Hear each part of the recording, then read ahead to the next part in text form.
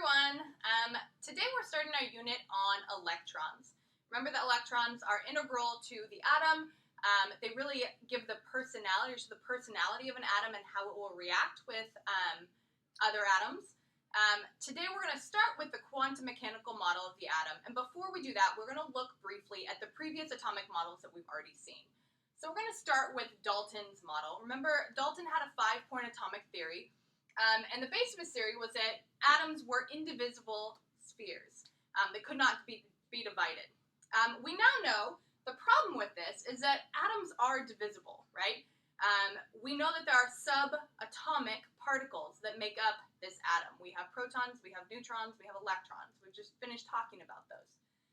We also know that atoms of the same element are not identical when it comes to mass, right? We just spent almost an entire unit talking about isotopes.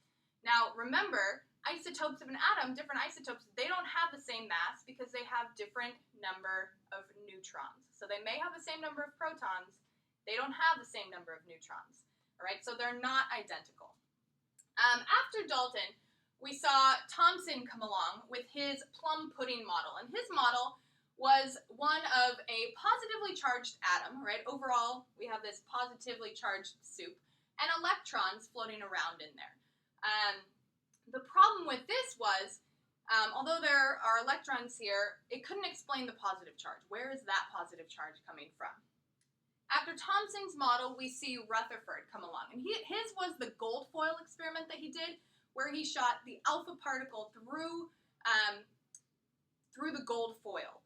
All right, now remember, now that we've studied radioactivity and radioisotopes, an alpha particle is a helium nucleus. So it's pretty large, especially when you compare it to something like an electron.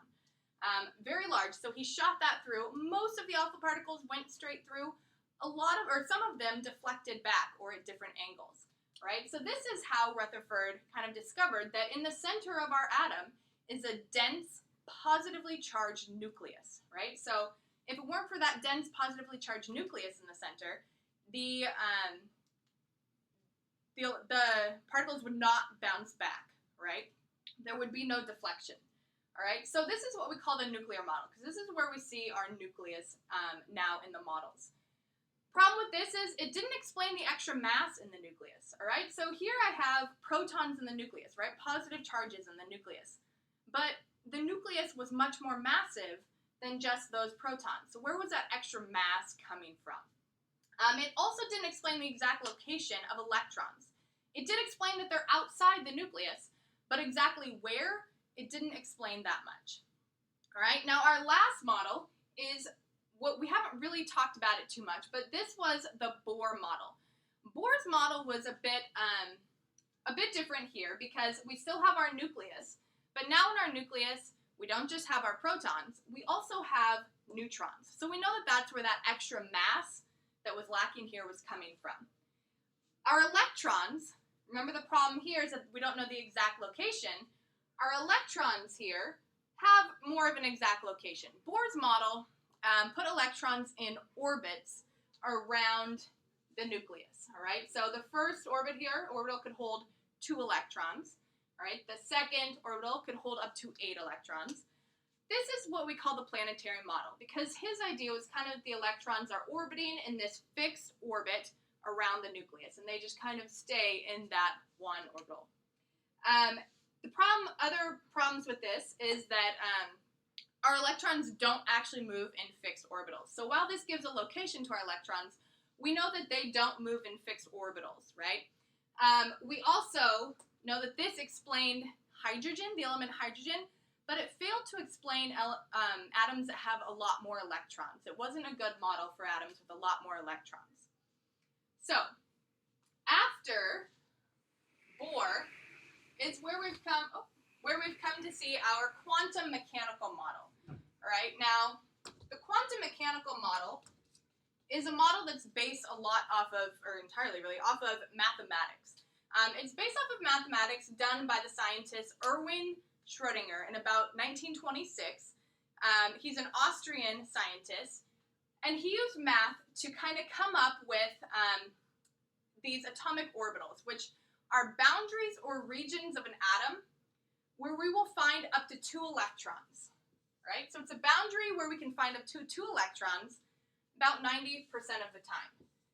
The reason he had to use math, and what's going on here, is that at no point can we know exactly where an electron is and how it's moving, right? We can't know the position and the momentum at the same time, right? So mathematically, we can determine where it probably is 90% of the time. So that's what an atomic orbital is, where we can find up to 2 electrons 90% of the time.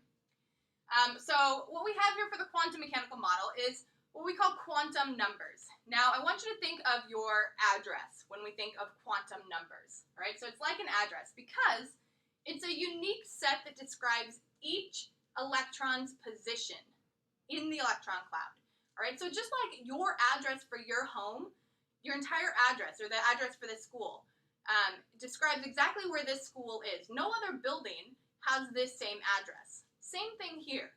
Our electrons have a unique set to describe where they could be found within that electron cloud. Now, the quantum numbers consist of 4 different numbers, all right? So the first one is the principal energy level. And we abbreviate principal energy level with N, all right? So there can be 7 different principal energy levels. N equals 1, 2, 3, 4, 5, 6, or 7. Those are our principal energy levels. What the N indicates for us when we're looking at where an electron is in an atom. A larger N means that the electrons are farther from the nucleus. So electrons in principal energy level 7 are going to be way further away from the nucleus than electrons in energy level 1, because those ones are going to be closest to the nucleus. The second number in our quantum numbers is the sublevel or the orbital shape. This is abbreviated L. Now, L can have 4 different kinds of shapes, all right? So it can have an S shape, right? And I'm going to show you our S shapes here. Our S shapes are spherical. So S is a sphere or a circle.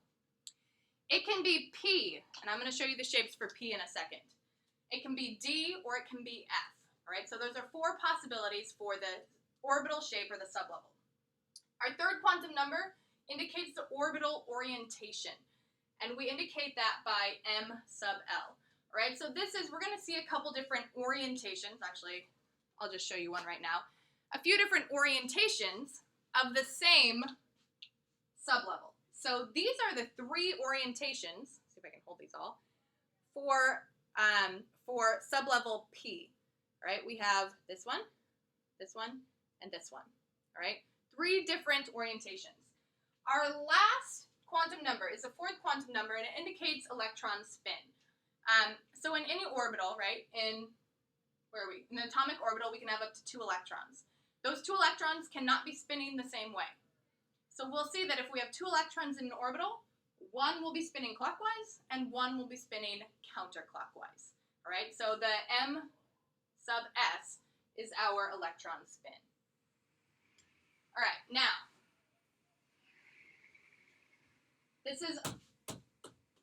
I'm going to tell you right now, this is a bit difficult to visualize, all right? So it does take some work to visualize this. But I do have a few models that will help, and let me guarantee you that as we work with this a little bit more throughout the semester, it will get a bit easier to visualize. So if we're looking at S, all right? So we said that there's 4 different types of sublevels, S, P, D, and F. Our S sublevel, all right, if we're looking at a 1s orbital, right, so 1 is the principal energy level, S is our sublevel. So principal energy level 1, sublevel S, would look like this, right? Remember that for S, there's only one shape, a sphere, okay? Only one shape for S. So our 1s is going to be a sphere. We have our x-axis, our y-axis, and our z-axis here. There's only one way you can draw a sphere, right? No matter which way you turn it, it's still going to be a sphere. So here's 1s. Now, there is only one S sublevel, right? So there's no other orientation that S can be in except for this orientation. That means if we're looking at 2s, the only difference here, it's going to look the same in orientation, right, on our little graph here. The only difference is the size. Here is 1s, here is 2s. The only difference is that the 2s, remember, principal energy level 2, the electrons are farther from the nucleus. So, as we move up, 3s would be even bigger. 4s, even bigger, all right? So, this is principal energy level 2, sublevel S, okay? The shape of this, again, is a sphere. For P, we have 3 different orientations that we can have here. One along the y-axis, and this is called P sub y. That pen doesn't work. P sub y. Along the z-axis is P sub z, and along the x-axis is P sub x. All right? This shape is more of a propeller shape, and we have 3 possible P sublevels or orientations here. All right? Px, Py, and Pz. And that's what we saw with these. All right? 3 different orientations, Px, Py, and Pz. Now, D and F I didn't draw because they're a little more difficult. There are 5 D sublevels. 1s, 3p, 5ds. They're various shapes, and they look similar to a clover leaf. And I'll show you if I can stand these up.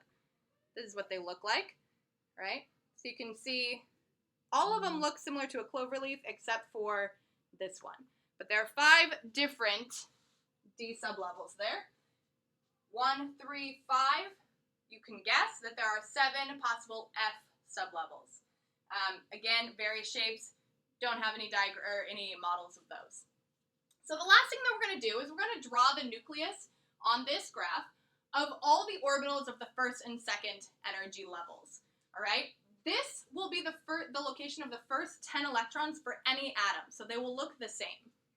All right, so I'm going to start with 1s, right, because that's our smallest. So right here, we're going to have 1s. Oops, sorry, actually, I need to start with my nucleus. So we have a nucleus with protons and neutrons. Okay. Then we have our 1s, which is a sphere fairly close to the nucleus. Okay. There's only one orientation for s, so we're going to move to 2s. Now, 2s is going to be further out than 1s, further from the nucleus. So here's our 2s. Only one orientation, so there's 2s. This can hold up to 2 electrons. 1s can hold up to 2 electrons. We're at 4 electrons.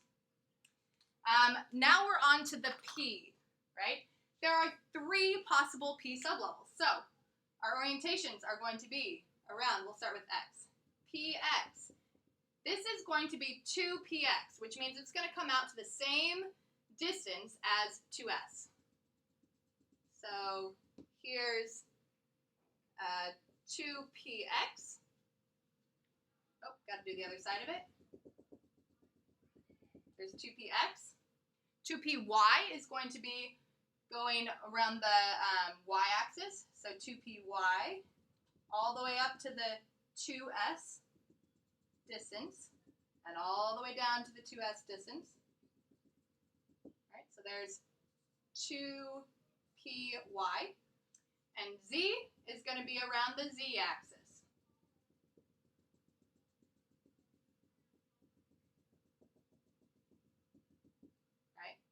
2pz. Now, how many electrons can we hold here? 2 of them fit in 1s. That's 2.